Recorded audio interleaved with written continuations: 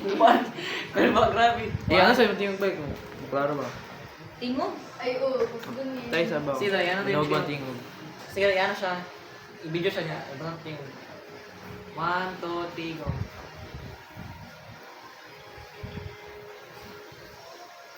Group identity can strengthen social bonds within communities through shared values. Batay na. Di ka kung gano'n. Group identity constantly from shared values, beliefs, and norms. This common ground fosters a sense of belonging and mutual understanding, leading to stronger social bonds. Example, a barangay cleanup drive. The cooperation that they do, understanding that working together is essential, and they sort and dispose trash properly. This example shows how the barangay have shared values, shared norms, and they have group identity.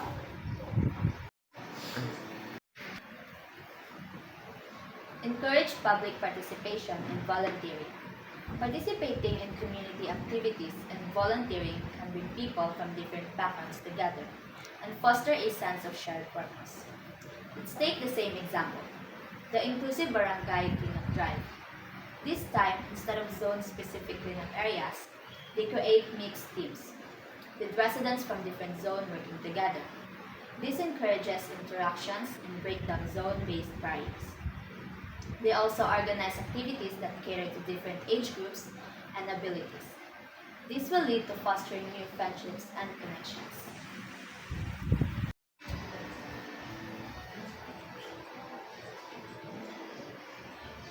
Group identity can strengthen. Oh, wait.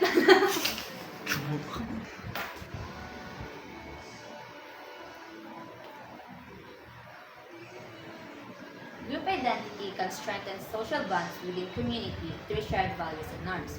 Group identity constantly from shared values, beliefs, and norms. This common ground fosters a sense of belonging and mutual understanding, leading to stronger social bonds. Example, a barangay cleanup drive.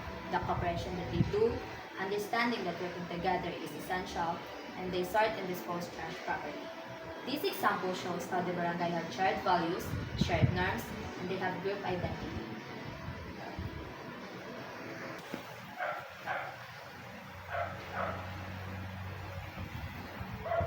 I agree with you that leading a community is difficult because of challenges we face in our society, and these challenges are inequality and exclusion. Some group identities may be associated with advantage and disadvantages, and this can lead to inequality and exclusion. Weakening community ties, racial and ethnic groups may feel distant and distrustful of the wider society.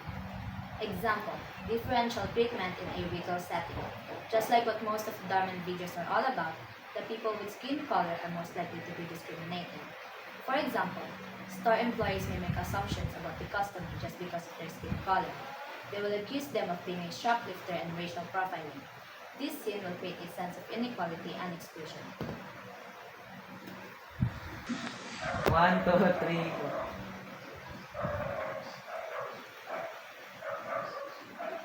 I agree with you that leading a community is difficult because of challenges we face in our society, and these challenges are inequality and exclusion. Some group identities may be associated with advantage and disadvantages, and this can lead to inequality and exclusion. Weakening community ties, racial and ethnic groups may feel distant and distrustful of the wider society. Example, differential treatment in a retail setting. Just like what most of Darman videos are all about, the people with skin color are most likely to be discriminated. For example, store employees may make assumptions about the customer just because of their skin color. They will accuse them of being a shoplifter and racial profiling, and this sin will create a sense of inequality and exclusion. I agree with you that leading a community is difficult because of challenges we face in our society, and these challenges are inequality and exclusion. Some group identities may be associated with advantage and disadvantages, and this can lead to inequality and exclusion. Weakening community ties, racial and ethnic groups may feel distant and distrustful of the wider society. Example, differential treatment in a retail setting. Just like what most of Darman videos are all about, the people with skin color are most likely to be discriminated. For example, store employees may make assumptions about the customer just because of their skin color. They will accuse them of being a shoplifter and racial profiling. This sin will create a sense of inequality and exclusion. In-group favoritism. Group identity can lead to in-group favoritism, where individuals prioritize the interest and well-being of their own group over others. This can result in prejudice and discrimination against outgroups. 2, 3, go. Example, the barangay cleanup drive zone rivalries.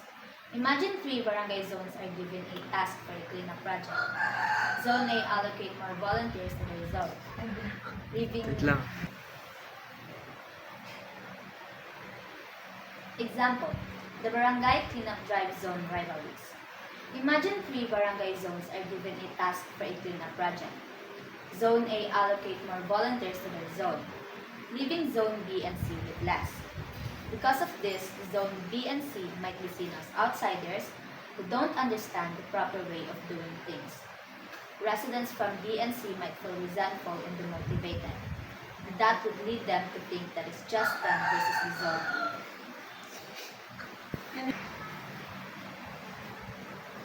Example, the barangay cleanup drive zone rivalries. Imagine 3 barangay zones are given a task for cleanup project. Zone A allocate more volunteers to their zone, leaving Zone B and C with less. Because of this, Zone B and C might be seen as Patay na, wait. Isa. Example, the barangay cleanup drive zone rivalries. Imagine 3 barangay zones are given a task for a cleanup project. Isa. 1, 2, 3, go. Example, the barangay cleanup drive zone rivalries. Imagine 3 barangay zones are given a task for a cleanup project. Zone A allocate more volunteers to their zone, leaving Zone B and C with less. Because of this, Zone B and C might be seen as outsiders who don't understand the proper way of doing things. Residents from B and C might feel resentful and demotivated. And that would lead them to think that it's just them versus the Zone E. 1, 2, 3, go.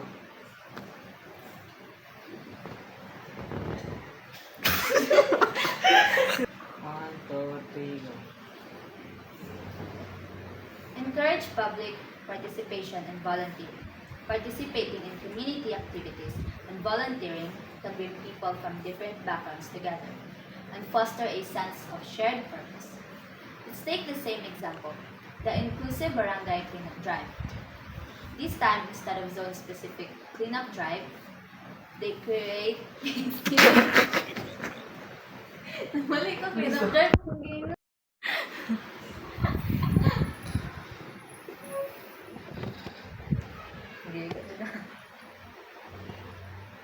Kasi tabon lagi mo mga now.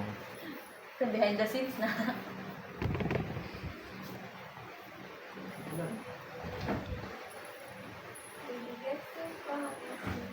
Kabalo ko sa imo ano.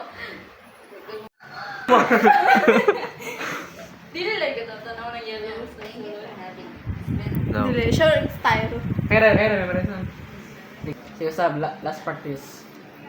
We've reached the time of the show where we have to wrap things up. I want to take a moment to thank our amazing guest, Mom Arlene Fermento, for sharing this knowledge. You have given us so much to think about. Thank you. Thank you for having me. It's been a pleasure. Handshake. Oh, anak. We've reached the time of the show where we have to wrap things up. I want to take a moment to thank our amazing guest, Mom Arlene Fermento, for sharing this knowledge. You have given us so much to think about. Thank you. Thank you for having me.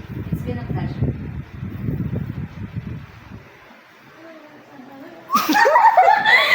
Ay, sama ba? Good day. Good day. Ato. Good day. Ano. Good day.